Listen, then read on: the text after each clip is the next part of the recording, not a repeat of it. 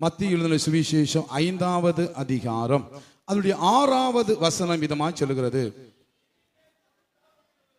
நீதியின் மேல் பசிதாகம் உள்ளவர்கள் பாக்கியவான்கள், அவர்கள் திருப்தி அடைவார்கள். பல பல வாரங்களாக, சில மாதங்களாக இந்த வேத வசனத்துக்குள்ளதான் நிற்கிறோம்.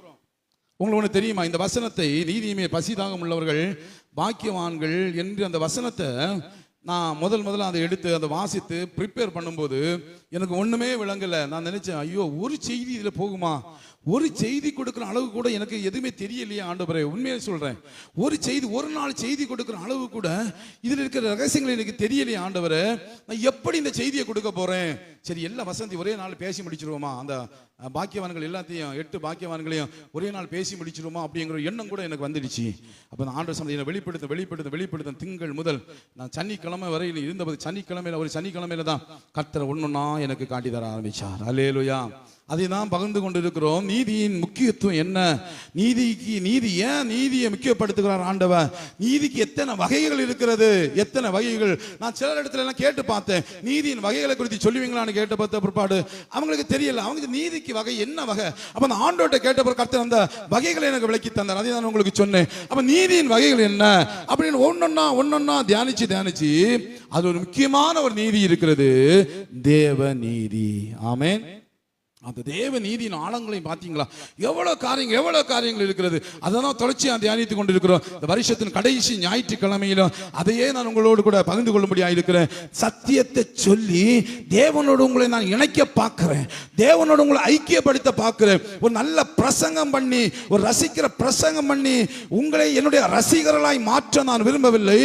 ஒரு நல்ல ஆழமான சத்தியத்தை கொடுத்து பரலோகத்தின் தேவனோடு உங்களை நான் இணைப்பதற்கு விரும்புகிறேன். அல்லேலூயா, அல்லேலூயா. நீதி, தேவ நீதினா என்ன? தேவன் பட்சபாதம் உள்ளவர் அல்ல, அவரிடத்தில் அநீதி இல்லை, அவர் நீதியை நிலைநாட்டும் நீதிபரர். அப்படி இருக்கும் பொழுது வரலாற்றில் நடந்த சில சம்பவங்கள் அவரை அநீதி உள்ளவராக உலகத்துக்கு காட்டினது. அது அநீதி இல்ல, அங்கே ஒரு நீதி இருக்கிறது என்பதை தான் தொடர்ச்சியாக தியானித்துக் கொண்டோம். நோவா காலத்து மக்களுடைய அழிவுக்கு காரணம் தங்கள் வாய்ப்புகளை தவற விட்டார்கள். ஏசாவை வெறுத்து யாக்கோபை சிநேகித்ததுக்கு காரணம் ஏசா கர்த்தரை விட்டு போட்டான், கர்த்தரை விட்டபடியினாலே ஆண்டவர் அவனை விட்டார். அதை தான் நம்ம தொடர்ச்சியா தேவனை விடுதல்னா என்ன, தேவனை விடுதல் என்றால் என்ன, ஒரு வசனத்து எவ்வளவு ஆழமான காரியம் இருக்கு பாத்தீங்களா? அந்த யாக்கோபு ஏசா அந்த சம்பவத்தில் நம்ம நிறைய அவங்க வரலாறு தான் படிச்சோம். ஆனா அதுக்குள்ளாலே எவ்வளவு காரியங்கள், எவ்வளவு மகிமையான காரியங்கள் ஆண்டு வச்சிருக்கிறாரு. தேவனை விடுதல் என்கிற ஒரு பயங்கரம் அங்கே இருக்கிறது. ஏசாவுடைய வாழ்க்கையில தேவனை விட்டு உலகத்தின் பொருளுக்கு ஆசைப்பட்டு போகிற அந்த பயங்கரமான நிகழ்வு நடந்துச்சு. அன்றைக்கு அவன் யோசித்திருக்க மாட்டான், அன்றைக்கு அவனுக்கு தெரிந்திருக்க வாய்ப்பில்லை. ஆனா நமக்கு எச்சரிக்கை உண்டாகும்படி கர்த்தர் அதை எழுதி வைத்திருக்கிறார். கரங்களை தட்டி கர்த்தருக்கு நன்றி செலுத்துங்களேன். அல்லேலூயா. தேவனை விடுதல் அப்படின்னா வேற தேவர்களை சேவித்து, அதாவது முற்றிலும் ஆண்டவரை விட்டு போறதல்ல. ஆண்டவரையும் ஏசப்பான்னு கூப்பிடுவான், அங்க போனாலும் சோதனை அல்லேலூயா தொழுது கொள்வான். அப்படிப்பட்ட வேற தேவர்களை நம்பி போற ஒரு வியாதிக்கு, ஒரு பிரச்சனைக்கு தீர்வு இன்னொருத்தனை நாடி போகிறது. இரண்டாவது, கர்த்தர் சில வழிகளை நமக்கு ஏற்படுத்தி வச்சிருக்கிறாரு. அந்த வழியில நம்ம நடக்காம இருந்தா நம்ம சர்ச்சைக்கு வந்தாலும் நம்ம ஆண்டவரை விட்டதுக்கு சமம். மூன்றாவது பார்த்தோம், கர்த்தர் கொடுத்த கற்பனைகளை மீறி நடந்தால் அது தேவனை விடுவதற்கு சமம். கவனிக்கிறீங்கன்னு நினைக்கிறேன். ஆமென். கற்பனையின் முக்கியத்துவத்தை குறித்து ஒரு 2 வசனத்தை எடுப்போமா? உபாகமம் 7வது அதிகாரம், உபாகம புஸ்தகம் 7வது அதிகாரம் அதனுடைய 11வது வசனத்தை ஒருவர் எடுத்துக்கொள்ளுங்கள். வெளிப்படுத்தின விசேஷம் 22:14 ஒருத்தர் வாசிங்க.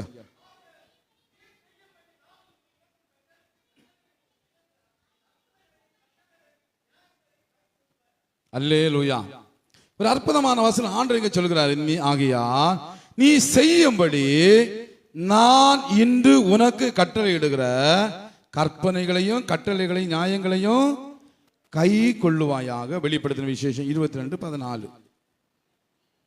ஜீவ விருட்சத்தின் மேல் அதிகாரம் உள்ளவராவதற்கும் வாசல் வழியாய் நகரத்துக்குள் பிரவேசிப்பதற்கும் அவருடைய கற்பனைகளின்படி செய்கிறவர்கள் பாக்கியவான்கள். கவனிக்கிறீங்களா? கற்பனையினுடைய முக்கியத்துவம். ஏன் கற்பனைக்கு இவ்வளவு முக்கியத்துவம் கொடுக்கப்படுகிறது? அங்கு சொல்லப்பட்டிருக்கிறது, ஆண்டவனுக்கு விதித்த கற்பனை, கட்டளைகள், நியாயம், சட்ட திட்டங்கள், ஆணைகள் எல்லாவற்றுக்கும் கீழ்ப்படின்னு சொல்லி உபாகமம் 11:11 ஆரம்பிச்ச ஆண்டவர் வெளிப்படுத்தின விசேஷத்துக்கு வரும்படி சொல்லுகிறாரு. இதோ நான் சீக்கிரமா வரப்போகிறேன். 12ஆம் வசனம், இதோ நான் சீக்கிரமாய் வருகிறேன். அவனுடைய கிரியைகளின்படி அவனுக்கு அளிக்கும் என் கூட வருது. நான் அல்பாவும் ஒமேகாவும் ஆதி அந்தமும் முந்தினவரும் பிந்தினவரும் தானே முந்தினவருமா இருக்கிறேன். ஜீவ விருட்சத்தின் மேல் அதிகாரம் உள்ளவர் ஆவதற்கு. நம்முடைய டிவிஷன் தளபதி ஐயா அவர்கள் சபை நாளில் வந்து ஒரு செய்தி கொடுத்தாங்க. சபை நாளுக்கு தானே கொடுத்தாங்க, ஜீவ விருட்சத்தின் கனி. ஒரு அருமையான செய்தி கொடுத்தாங்க. அப்படின்னா ஆதாம் ஏவாள் ஜீவ விருட்சத்தின் கனியை சாப்பிடாம மிஸ் பண்ணிட்டாங்க. அதனால ஆண்டவர் ஏதேன் தோட்டத்தை சுற்றிலும் சுழல்கிற சுடரொளி பட்டயத்தை வச்சு கேருபீன்களை நிப்பாட்டி ஒருத்தனும் உள்ள வரக்கூடாதுன்னு தடுத்துட்டார். ஏன்னா அந்த விருட்சத்தின் கனியை புசிக்கிறவனுக்கு என்னது சாபம் கிடையாது, பாவம் கிடையாது. அவன் நித்திய காலமாக வாழ்வான், மகிமையாக வாழ்வான். அப்படிப்பட்ட ஜீவ விருட்சத்தின் கனிக்கு நம் எல்லாருக்காக ஆண்டவர் படைச்சு வச்சிருந்தாரு. அந்த ஆதாமால கிடைக்க வேண்டிய ஆசீர்வாதம் கிடைக்காம போயிடுச்சு. திரும்ப அதை பெற்றுக்கொள்வதற்கு கர்த்தர் ஒரு வாய்ப்பை ஏற்படுத்தி வச்சிருக்கிறார். நல்ல கரங்களை தட்டி ஹல்லேலூயா. ஆதியிலே ஆண்டவர் உருவாக்கின அந்த ஜீவ விருட்சத்தின் கனி, அப்போ ஃப்ரூட் ஆஃப் லைஃப், ஜீவ விருட்சத்து கனியை திரும்பவும் சாப்பிட்டு மகிமையான வாழ்க்கை வாழும்படி மனிதர்களுக்கு ஆண்டவர் ஒரு காரியத்தை ஏற்படுத்தி வச்சு, அதுக்கான ஒரு ரட்சிப்பின் திட்டத்தை ஏற்படுத்தி வச்சு, அந்த ரட்சிப்பின் திட்டத்துக்குள் வந்தவர்களை ஒரு சபை என்கிற ஒரு அந்த அமைப்புக்குள்ளால கொண்டு வந்து, நீ இங்க இருந்து கற்றுக்கொள், கட்டளைகளை கற்றுக்கொள், நீ பின்பற்ற வேண்டிய வழிமுறைகளை கற்றுக்கொள், அந்த ஜீவ விருட்சத்தின் கனியை பெற்றுக்கொள்வதற்கு நீ பரலோகத்துக்கு வரணும். அப்படி பரலோக வரணும்னா நீ கற்றுக்கொள்ளணும். நீ கற்றுக்கொள்ளணும்னா நீ சர்ச்சுக்கு போகணும், நீ ஒழுங்கா சர்ச்சுக்கு போகணும். அதனால நீ சர்ச்சுக்கு போய் கற்றுக்கொண்டு அந்த கற்பனைகள் வாழ்வதற்கு உன்னை ஆயத்தப்படுத்து. அப்ப சர்ச்சு எதுக்கு? சர்ச்சு எதுக்கு? ஒரு இடத்துல லோக்கல் எடுத்தாங்க. லோக்கல் எடுத்தோன்னா பயங்கர சண்டை. ஹோ மாங்கதான் பயங்கர சண்டை, பயங்கர அங்கே சண்டை வந்து அந்த பெரிய பிரச்சனை ஆகி, அதுக்கு காரணமாக இருந்தது ஒரு அம்மா. அல்லேலூயா. இங்கே கேட்டு அங்கே சொல்லி, அங்கே கேட்டு இங்கே சொல்லி குழப்பத்தை உண்டாக்கி சர்ச்சில் பயங்கர சண்டை. இன்னைக்கு அந்த அம்மா வா பேச முடியாமல் ஆஸ்பத்திரியில் அட்மிட். அல்லேலூயா. டாக்டர் சொல்லிட்டாங்களாம், இனி இந்த அம்மா பேசாது. அல்லேலூயா. கவனிக்கிறீங்களா? சண்டை போட்டு குழப்பத்தை உண்டாக்கி பிரிவினைகளை உண்டாக்குற இடம் இல்லையா சர்ச். ஜீவ விருட்சத்தின் கனிகளை புசிப்பதற்காக மகிமையான பாக்கியத்தை ஆண்டவர் நமக்கு ஏற்படுத்தி வச்சிருக்கிறார். பார்த்தீங்களா? அதை பெற்றுக் கொள்வதற்காக கற்பனைகளையும் கட்டுகளையும் கற்று பின்பற்றுகிற ஒரு இடம் தான் சர்ச். நீ தெரியல, நிறைய பேருக்கு தெரியல எதுக்கு சர்ச்சைக்கு போறோம்னு தெரியல. அந்த கொஞ்சம் ஒரு தலைமுறைக்கு முன்னால அப்படி பழகிட்டாங்க, சர்ச்சில் சண்டை போட பழகிட்டாங்க. நான் அந்த மேடையில் நான் இப்போ வரும்போது கூட பயந்து தான் வருவேன். அந்த அளவுக்கு நான் பெரிய பரிசு தான் கிடையாது. இப்போ வரணும்னா கூட நான் பயந்துட்டான் இருப்பேன். அன்னைக்கு பிலிப்பையா சொன்னாங்க, அதில் நரகத்தை பார்த்தேன்னு சொன்னாங்க. அப்படி தானே? நான் அதில் நரகத்தை பார்த்தேன் கிறிஸ்துமஸுக்கு அன்னைக்கு. சும்மா சாதாரண இடம் இல்லை அங்கே. முடிஞ்சு ஐயா நான் நரகத்தை பார்த்தேன். எவ்வளவு மகிமையான ஒரு ஸ்தானம் இது. நம்ம என்ன கண்ணோட்டத்தோட பார்க்கிறோம்? என்ன கண்ணோட்டத்தோட பார்க்கிறோம்? பரலோகத்துக்கு நம்ம போக வேண்டாமா? அப்படியே வந்து கும்மாளம் போட்டு எல்லாத்தையும் பண்டிகைகளை கொண்டாடி போட்டிகளை நடத்தி எல்லாம் முடிச்சிட்டு கடைசியில் நரகத்துக்கு போக வையா? இப்படி ஒரு சபை, இவ்வளவு பெரிய கோபுரம் உள்ள சபை, இவ்வளவு மகிமையான சபை, இவ்வளவு அலங்கார விளக்குகள் இருந்த சபை, நம்ம எல்லாம் ஆராய்ச்சி கடைசியில் நரகத்துக்கு போகவா? சொல்லுங்க, நீங்க தான் சொல்லணும். ஐயா சபையில் எங்களை பேச விட மாட்டேங்கிறாரு, அதனால சர்ச்சைக்கு போக மாட்டோம். ஐயா சபையில் எங்களை சண்டை போட விட மாட்டாரு, அதனால சர்ச்சைக்கு போகிறோம். நீ எங்க போய் நிப்படா? ஏய் ஏய் ஏய், உன்னுடைய முடிவு என்னவா இருக்கும்? அப்ப இங்க வேதவசனம் தெளிவா சுட்டி காட்டுகிறது, ஜீவ விருட்சத்தின் மேல் அதிகாரம் உள்ளவர்களா ஆவதற்கும் வாசல் வழியாய் தேவன் ஏற்படுத்தி வச்சிருக்கிற அந்த நகரத்துக்குள்ளால பிரவேசிப்பதற்கும் அவருடைய கற்பனையின்படி செய்யணும். அப்ப கற்பனை எவ்வளவு முக்கியத்துவம் வாய்ந்தது. கற்பனை பழைய பாட்டுக்குரியதல்ல, கற்பனை புதிய பாட்டு வெளிப்படுத்தின விசேஷத்தில் சொல்லப்பட்டு இருக்கிறது. கற்பனைகளை கொடுத்ததுடைய இன்னொரு நோக்கத்தை குறித்து உபாகமம் 19வது அதிகாரம், உபாகமம் 19வது அதிகாரம் அதுல நீங்க எடுத்துக்கொண்டீங்கன்னு சொன்னா ஆண்டவர் தெளிவா இன்னொரு காரியத்தை அங்கே சுட்டி காட்டி வருவதை பார்க்க முடிகிறது. 19ஆம் அதிகாரம் 8ஆம் வசனம், நீ உன் தேவனாகிய கர்த்தரிடத்தில் அன்பு கூர்ந்து என்னாலும் அவர் வழியில் நடப்பதற்காக இன்று நான் உனக்கு கற்பிக்கிற இந்த எல்லா கட்டளைகளையும் கை கொண்டு அதன்படி செய். எதுக்கு? உன் தேவனாய் கர்த்தரிடத்தில் அன்பு கூர்ந்து என்னாலும் அவருடைய வழியில் நடப்பதற்குரிய வழிமுறைகள் தான் கற்பனைகள். நல்ல கரங்களை தட்டி கர்த்தருக்கு நன்றி செலுத்துங்கள். நம்ம பலவிதமான கலாச்சார தாக்கத்துக்குள்ளால் இருக்கிறோம். பிற சமுதாய பிற மத கலாச்சார தாக்கத்துக்குள் இருக்கிறபடினாலே அந்த தாக்கங்கள் நம்மளை நெருக்கி கொண்டுதான் இருக்கும். அதனுடைய காரியங்கள் நம்மளை நெருக்கி கொண்டுதான் இருக்கும். பல வித்தியாசமான சூழ்நிலையில வளர்க்கப்பட்டு இருப்போம். அப்படி தாக்கங்கள் நம்மளை நெருக்கி கொண்டுதான் இருக்கும். ஆனா கிறிஸ்தவ வழிமுறைன்னு ஒண்ணு இருக்கு, அதுக்கு ஏற்றபடி நம்மளை மாற்றிக்கொள்ள வேண்டும். ஆமென். அதுதான் முக்கியம்.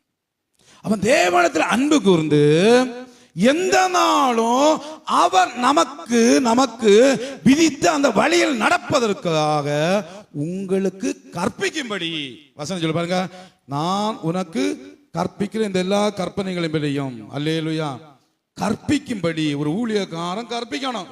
இப்படி நடப்பான், இதெல்லாம் செய்யாத, நெற்றியில எல்லாம் பொட்டு வச்சுட்டு தெரியாத, நீ சட்டை கிழிஞ்ச சட்டை எல்லாம் போட்டுட்டு தெரியாத, நீ இப்படி இது ஆண்டவருக்காக வாழு, குடிக்காத, கும்மாளம் பண்ணாத, விபச்சாரம் பண்ணாத, நல்ல வழியாடி உன் மனைவி பிள்ளையோட சந்தோஷமாயிரு, நல்ல சிறப்பாயிரு, யாரையும் ஏமாத்தாத, யாரையும் நீ வஞ்சிக்காத, உனக்கு அதை செய்வேன் இதை செய்வேன்னு சொல்லிட்டு அடுத்த பணத்தை எல்லாம் ஆட்ட போடாத, நல்ல வாழ்க்கை வாழு, மகிமையான வாழ்க்கை வாழு, வாழ்ந்தா நீ பரலோகம் போவேன்னு சொல்லி உபதேசிப்பதற்காக கட்டளைகள் கொடுக்கப்பட்டு. ஆமென். அப்போ கட்டளைகள் ரொம்ப ரொம்ப ரொம்ப அவசியம்.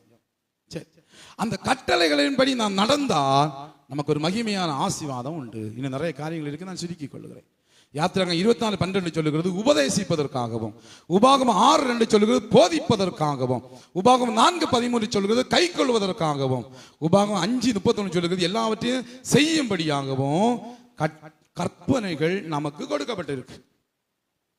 ஆனா இந்த கற்பனைகளை கொடுத்து விட்டு ஆண்டவர் காரியத்தை சொல்லுகிறார். உபாகமம் 11ஆம் அதிகாரம் எடுத்துக்கொள்ளுங்க. உபாகமம் 11வது அதிகாரம் அப்படி 26ஆம் வசனத்தை வாசிப்போமா?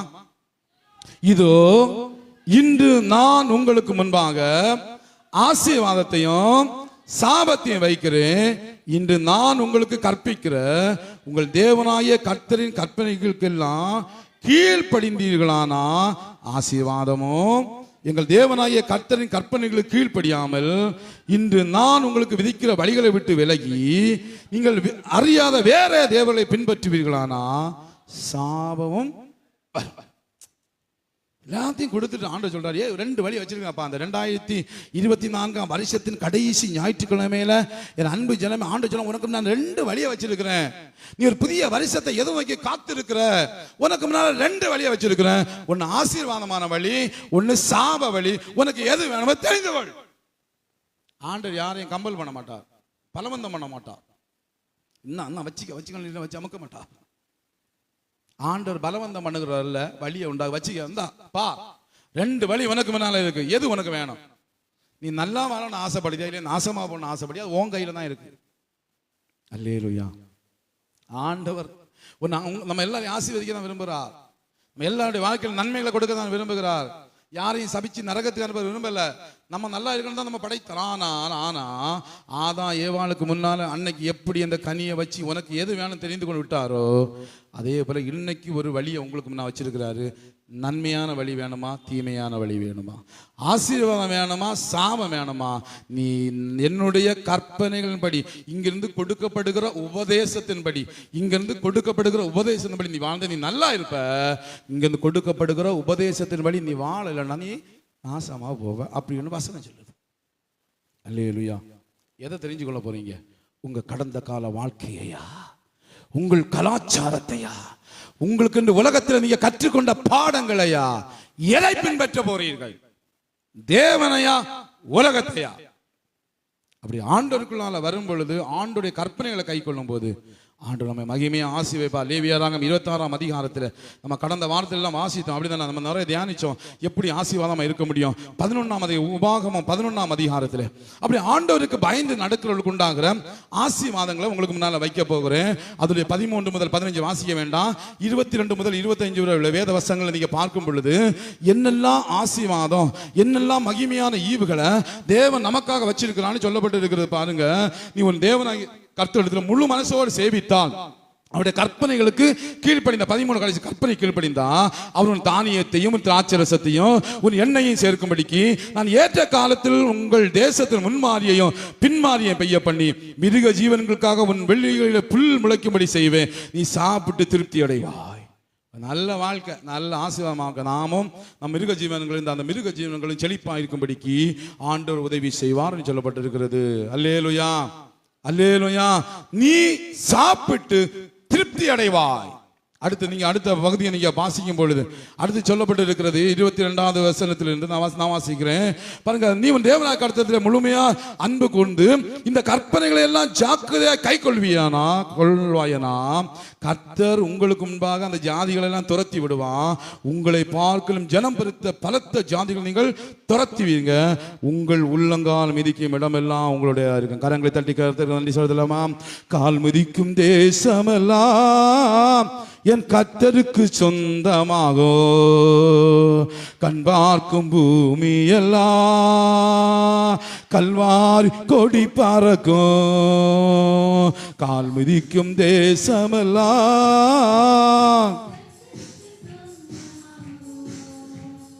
கண் பார்க்கும் பூமி எல்லாம் கல்வாரி கொடி பறக்கும். பாறக்கட்டும் பாறக்கட்டும் சிலுவையின் ஜெய கொடி.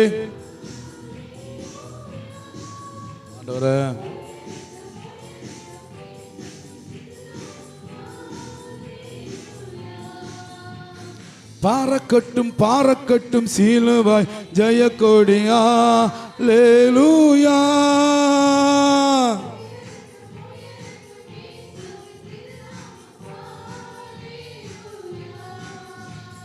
கால் மிதிக்கும் தேசமெல்லாம் என் கர்த்தருக்கு சொந்தமாகோ, கண் பார்க்கும் பூமி எல்லாம் கல்வாரி கொடி பறக்கும்.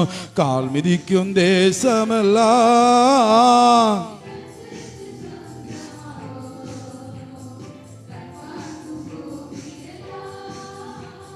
கல்வாரி கொடி பறக்கோ. உங்களுக்கு முன் ஒருவனை எதிர்த்து நிற்பதில்லை.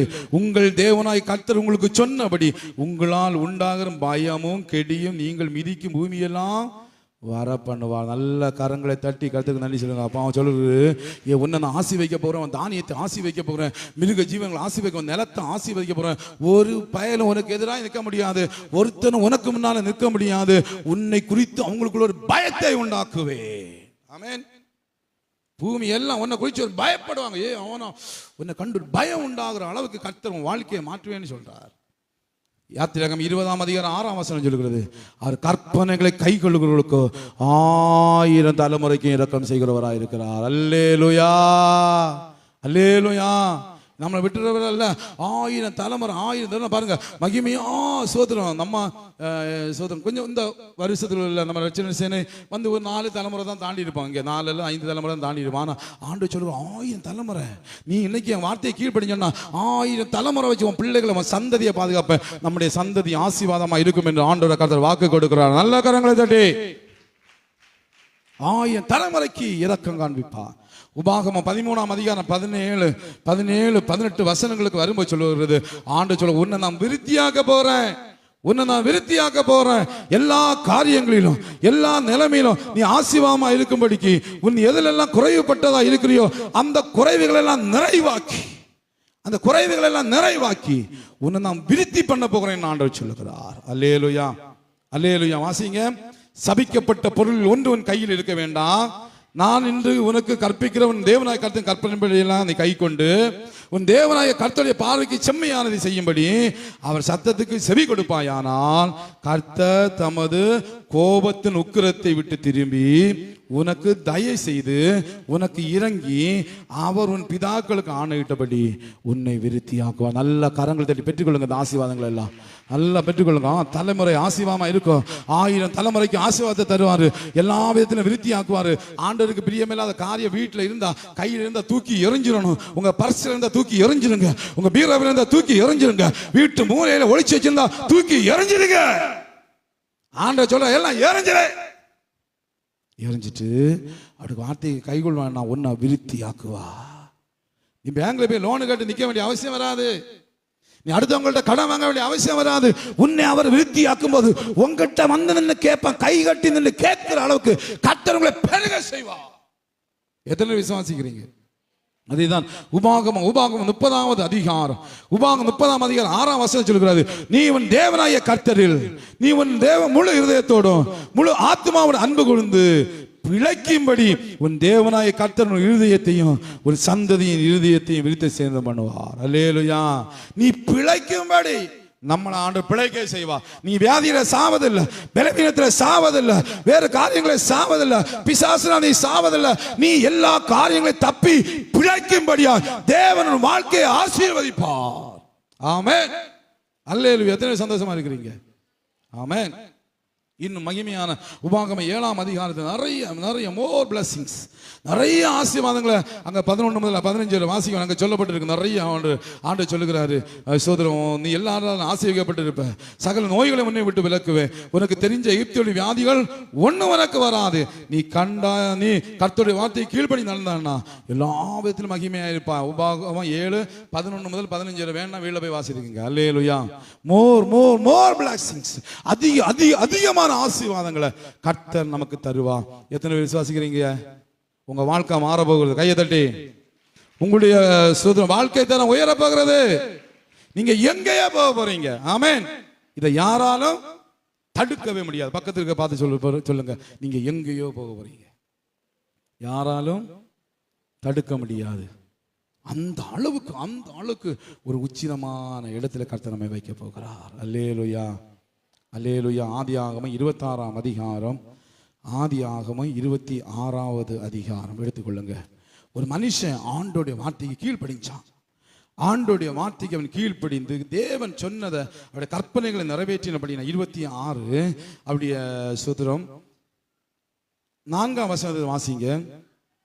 ஆபிரகாம் என் சொல்லுக்கு கீழ்ப்படிந்து என் விதிகளையும் என் கற்பனைகளையும் என் நியமங்களையும் என் பிரமாணங்களை கை கொண்டபடினா நான் உன் சந்ததியை வானத்து நட்சத்திரங்களை போல பெருக பண்ணி உன் சந்ததிக்கு இந்த தேசங்கள் யாவையும் தருவேன். உன் சந்ததிக்குள் பூமியில் உள்ள சகல ஜனங்களும் ஆசீர்வாதமாக இருக்கும். நல்ல கரங்களை தட்டி பெற்றுக்கொள்ளுங்க. இந்த வார்த்தையின்படியே எனக்கு ஆக கடவுது. இந்த ஆபிரகாமுடைய ஆசீர்வாதம் என் வாழ்க்கையில வரட்டும். இந்த வார்த்தையின்படியே எனக்கு ஆக கடவுது. அவர் என் சந்ததியை வானத்து நட்சத்திரங்களை போல பெருக பண்ணுவா. என் சந்ததிக்கு இந்த தேசங்கள் யாவை தருவா. என் சந்ததி பூமியில் உள்ள சகல ஜாதிகளுக்குள்ளும் ஆசீர்வதிக்கப்படும். ஆமென். அல்லேலூயா. கர்த்தர் கொடுத்த கற்பனையின்படி நடந்த ஒரு மனுஷன், அவன் நடந்ததுனால, அவன் மகிமையான காரியங்களின்படி நடந்ததுனால, கர்த்தருடைய கற்பனையின்படியே நடந்ததுனால கர்த்தர் அவன் சந்ததியை வானத்து நட்சத்திரங்களை போல பெருக பண்ணுவேன்னு சொன்னா அவர் உண்மையாகவே பெருக பண்ணினார். ஆமென். அந்த அளவுக்கு கர்த்தர் நம்முடைய சபையை ஆசீர்வதித்து உயர்த்த போகிறார். எத்தனை பேர் நம்புறீங்க? ஆம். அவருடைய கற்பனைகளுக்கு கீழ்ப்படிந்தது உண்மைன்னா இந்த ஆசீர்வாதத்தை, தேவன் கொடுத்த இந்த ஆசீர்வாதத்தை ஒரு கொம்பனாலும் தடுக்க முடியாது. அதுக்கு பதிலா கை கொள்ளாம போனா என்ன ஏன் நடக்கும்? நான் கை கொள்ள என்ன நடந்துடும் எனக்கு அப்படின்னு சிலர் பேசுவாங்க. நான் கீழ்ப்பட மாட்டேன், என்ன செஞ்சிருவாரு ஆண்டவர், என்ன சில பிள்ளைகள் அப்படி நான் சொல்லி கேட்க மாட்டேன், என்ன செஞ்சு பேசுறாங்க தானே. ஒருவேளை நம்ம கற்பனை கீழ்ப்படியானா போனா என்ன நடக்கும் நம்ம வாழ்க்கையில, கொஞ்சம் அதையும் காட்டி தருகிறேன். ஏன்னா ஒரு ஆசீர்வாதம் வழியை மட்டும் காட்டி, பக்கத்தில் குழி கிடக்கப்பா, அந்த பக்கத்தில் போனால் பாம்பு எல்லாம் உண்டு, அந்த பக்கத்தில் போனால் சாக்கடை குழிகள் எல்லாம் உண்டு அப்படின்னு தெரிஞ்சு நான் சொல்லாமல் போனேன்னா நீங்கள் ஒருவேளை போய் விழுந்தா யாருக்கு தான் குற்றம்? அவர் என்ன கணக்கேப்பா, நான் 6 வருஷம் வச்சேனே பாவி பயில, இந்த ஜனங்களை என்னது அந்த குழியில் போய் தள்ளி போட்டுட்டேன்னு என்ன கேட்டுக்கூடாது பார்த்தீங்களா? அதனால அதையும் கொஞ்சம் காட்டி தந்து நம்ம முடிக்க போகிறோம். கொஞ்சம் நேரம் எடுக்கும். இன்னைக்கு வருஷத்தின் கடைசி ஞாயிற்றுக்கிழமை பார்த்தீங்களா, இன்னைக்கு ஒரு முடிவோட தான் போனோம். அல்லேலூயா, அல்லேலூயா. 1வது எடுத்துக்கொள்ளுங்க. லேவியராகமம் 26ஆம் அதிகாரம், லேவியராகமம் 26ஆம் அதிகாரத்தை எடுத்துக்கொள்ளுங்க. அதனுடைய 14வது வசனம். நீங்கள் எனக்கு செவி கொடாமலும் இந்த கற்பனைகளை எல்லாவற்றின்படி செய்யாமலும் என் கட்டளைகளை வெறுத்து உங்கள் ஆத்மா என் நியாயங்களை அரோசித்து என் கற்பனைகள் எல்லாவற்றின்படியும் செய்யாதபடிக்கு என் உடன்படிக்கை நீங்கள் மீறி போடுவீர்கள். ஆனால் ஆண்டவர் காரியத்தை சொல்ல வர்றாரு. ஏன்னா நீ இப்படி எல்லாம் நடந்தா உன இப்படி எல்லாம் அவ்வளவு மகிமையான ஆசீர்வாதம், வானத்து நட்சத்திரங்களை போல எண்ணி முடியாத அளவுக்கு மகிமையான ஆசீர்வாதம் எங்கே வைக்க போறேன்னு சொன்ன ஆண்டவர் சொல்றாரு. ஒருவேளை நீ கீழ்படியாம போய் என் வார்த்தைக்கு செவி கொடாம உன் இஷ்டப்படி அலைஞ்சி என் நியாயத்தை கை கொள்ளாம நான் உன்னோட பண்ணின உடன்படிக்கையின்படி நடக்காம நீ இஷ்டப்படி நடந்தா என்ன செய்வேன் அப்படின்னு ஆண்டவர் சொல்றாரு. வாசிக்க வேண்டாம், நானே வாசிக்கிறேன். நான் உங்களுக்கு செய்வது என்னவென்றால், 16ஆம் வசனம் நல்லா பாருங்க. கண்கள் பூத்து போக பண்ணுவதற்கும் இருதயத்தை துயரப்படுத்துவதற்கும் திகிலையும் ஈழையும் காய்ச்சலையும் உங்களுக்கு வரப்பண்ணுவேன். நீங்கள் விதைக்கும் விதை விருதாவாயிருக்கும், உங்கள் சத்துருக்கள் அதன் பலனை தின்பார்கள். ஆண்டவர் சொல்றாரு, நீ என் வார்த்தைக்கு கீழ்படியலன்னு வச்சுக்கீங்க, நான் உனக்கு நிறைய நன்மை வச்சிருக்கிறேன். நீ என் வார்த்தைக்கு கீழ்படியலன்னா திகில உனக்குள்ள அனுப்புவேன். திகிலன்னா பயம், திடீர் பயம். 2வது ஈழைனா எலும்புரிக்கு நோய். ஈழைனா நம்ம வாழ்க்கை, நம்ம சரீரத்தில் பலவீனத்தை கொண்டு இருக்கிறது. ஈழையை உனக்குள்ள அனுப்புவேன், அதாவது விதவிதமான வியாதிகள், வீணான வியாதிகள். 3வது சொல்றது காய்ச்சலை உனக்குள்ள அனுப்புவேன். அப்போ காய்ச்சல் வந்தாலும் கொஞ்சம் கவனமாக தான் இருக்க வேண்டியிருக்கு. அல்லேலூயா, அல்லேலூயா. இதை நான் அனுப்புவேன் ஆண்டவர் சொல்றாரு. உனக்குள் பயத்தை கொண்டு வந்து, உனக்குள் வீணான வியாதிகளை போட்டு, உனக்குள் அதாவது இந்த காய்ச்சல் என்கிறது கொள்ளை காய்ச்சல், கொள்ளை நோய்கள், இதெல்லாம் உனக்குள்ள போட்டு இந்த முதலாவது சின்னதாக ஒரு அடி கொடுத்து நீ விதைச்சிருப்ப, நீ நல்லா சம்பாதிப்ப, கை நிறைய சம்பாதிப்ப, நீ எங்கெல்லாமோ போய் நிறைய சம்பாதிப்ப. ஆனா அதை வச்சு நீ தின்ன மாட்ட, கண்டவெல்லாம் தின்னுட்டு போவான். இது முதல் ஸ்டெப். அடுத்து சொல்றாரு, அப்படி செய்வேன், நான் உங்களுக்கு விரோதமா என் முகத்தை திருப்புவேன். நீங்க அப்பா எனக்கு ஆண்டவரே, என் தேவனே, எபனேசரே, இம்மானுவேலே, அவரே இவரே எந்த கூப்பிட்டாலும் ஆண்டவர் சொல்றாரு, என் முகத்தை நான் திருப்புவேன். உங்கள் சத்துருக்களுக்கு முன்பாக முறியடிக்கப்படுவீர்கள், உங்கள் பகைஞர் உங்களை ஆளுவார்கள், துரத்துவார் இல்லாம ஓடி போவீங்க. கவனிக்கிறீங்களா? உங்களை யாரும் பயப்படுத்த மாட்டாங்க, உங்களை யாரும் துரத்த மாட்டாங்க, உங்களை யாரும் மிரட்ட மாட்டாங்க. ஆனா நீ நிம்மதியா இருக்க மாட்ட, நீ ஓடிட்டே தான் இருப்ப. துரத்துவார் இல்லாம ஓடுவ. உனக்குள்ள அச்சம், உனக்குள்ள பயம் உண்டாங்க அப்படின்னு சொல்லுகிறார். ஆமென். முதல் ஸ்டெப். நல்லா கவனிங்க. முதல்ல நம்ம தவறு செய்யும் போது ஆண்டு உடனே கொண்டுட மாட்டார், உடனே அடிச்சிட மாட்டார்.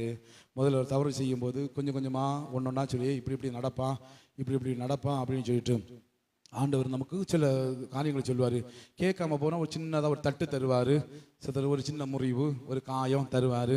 அந்த காயத்திலையும் சோதரன் இன்னும் தான் திருந்தலைன்னா என்ன நடக்கும்? ஒரு நிமிஷம் கண்களை மூடுவோமா? ஒரு ஸ்தோத்திரம் ஆண்டவரே, உங்கள் கருத்தில் ஒப்பு கொடுக்குறேன்ப்பா, உங்க கரத்தில் ஒப்பு கொடுக்கிறேன் ஆண்டவரே.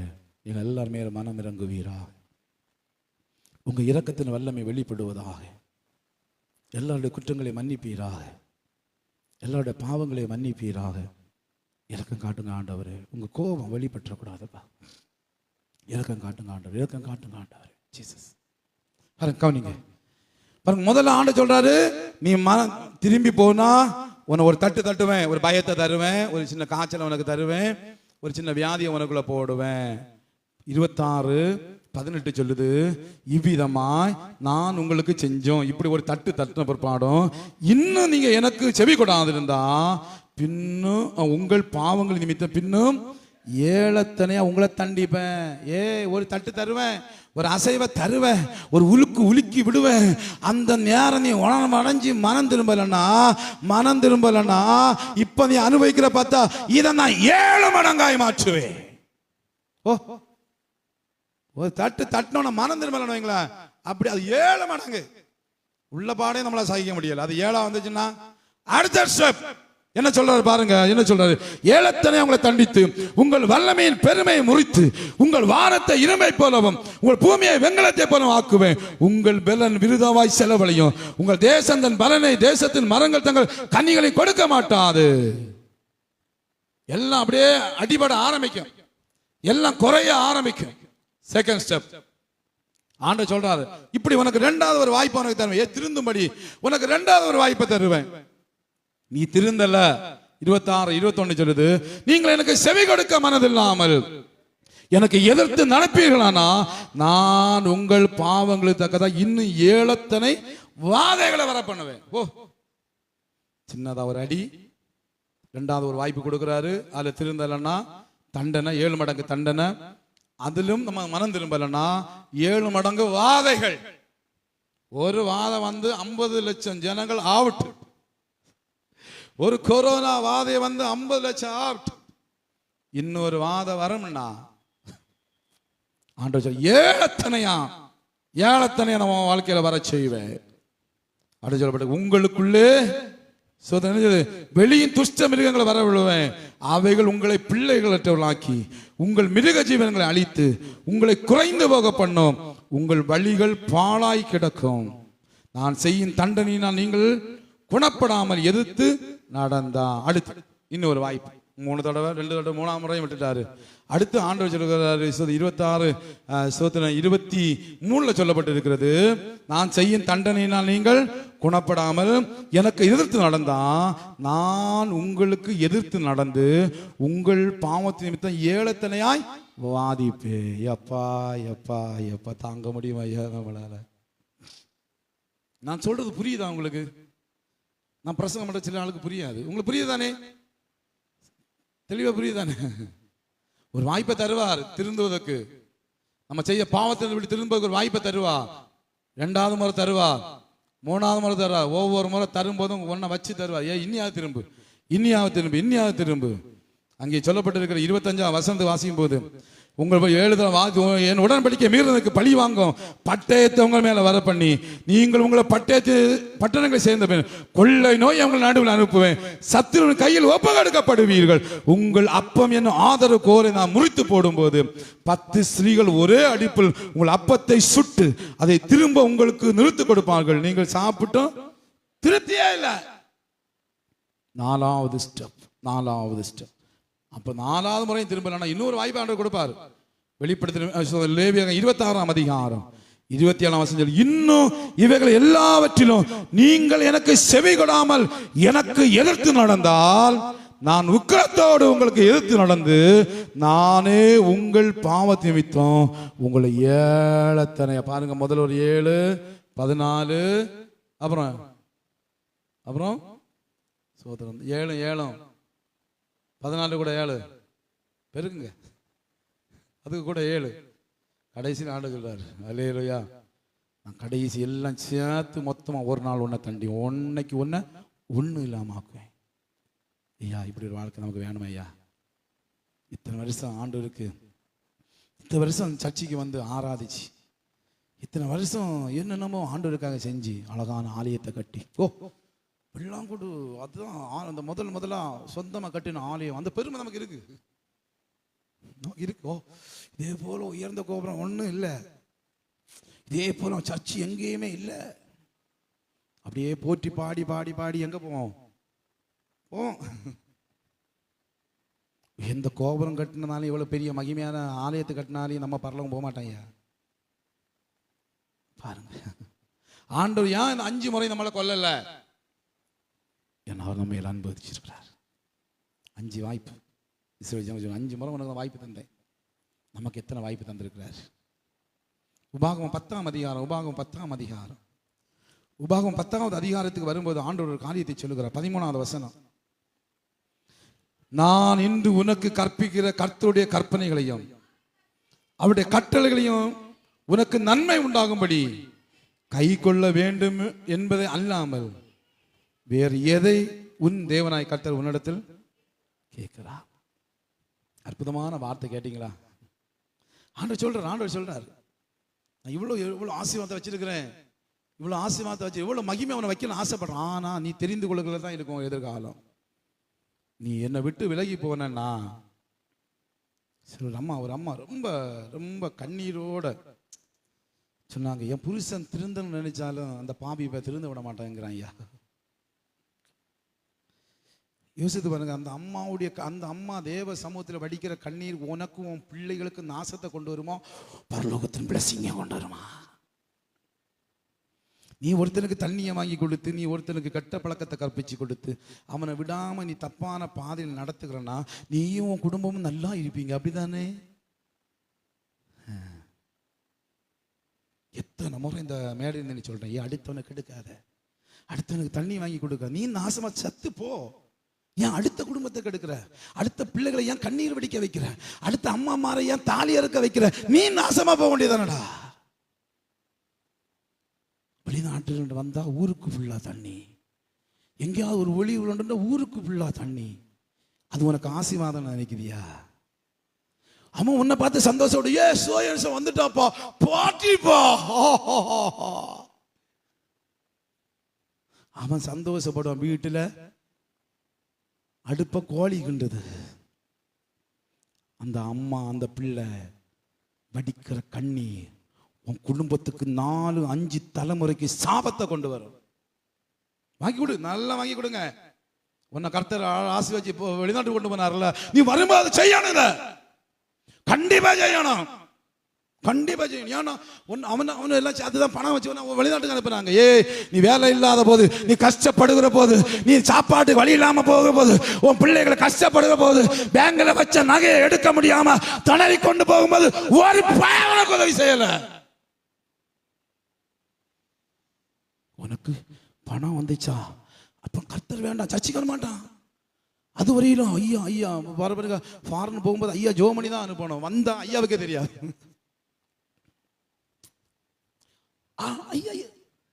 ஐயா நான் வந்து ஒரு ஆராய்ச்சியா, சர்ச்சைக்கு வர, அது பயங்கர வேலையா, அங்க போகணும், அவங்கள பார்க்கணும், என் ஃப்ரெண்டை பார்க்க போனோம்.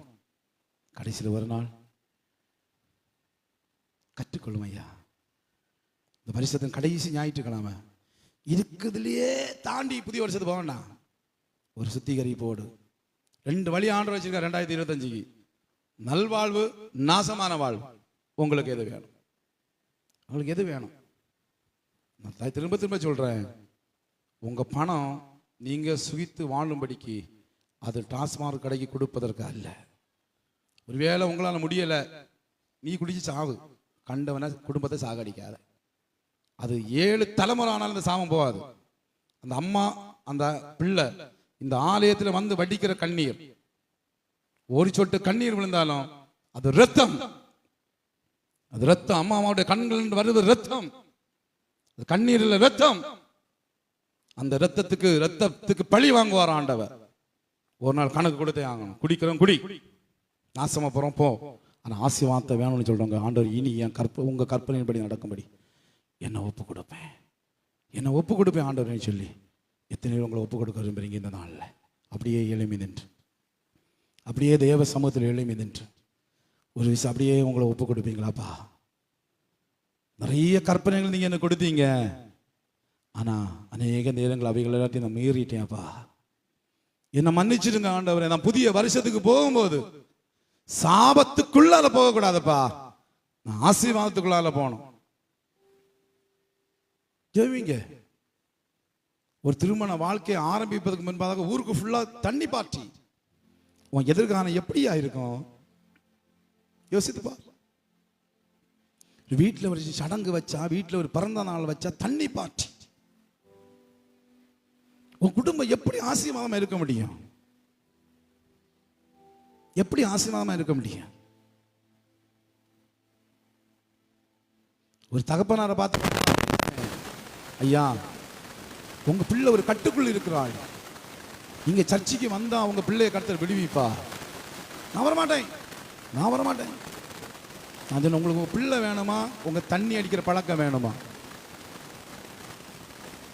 அவர் இன்னும் இன்னும் தன் பிள்ளைக்காக தன் வாழ்க்கையை மாற்றிக்கொள்ளவில்லை. இன்னைக்கு நிறைய பேர் அப்படிதான் சாபத்து ஊடாய் தான் காலங்களை கடத்தி கொண்டிருக்கிறார்கள். நீங்க 2025 எப்படி எதிர்கொள்ள போறீங்க? எந்த வாசல் வழியாக எதிர்கொள்ள போறீங்க? நீங்க 2025 எந்த வாசல் வழியா எதிர்கொள்ள போறீங்க? இன்னைக்கு ஒரு தீர்மானம் பண்ணுங்க.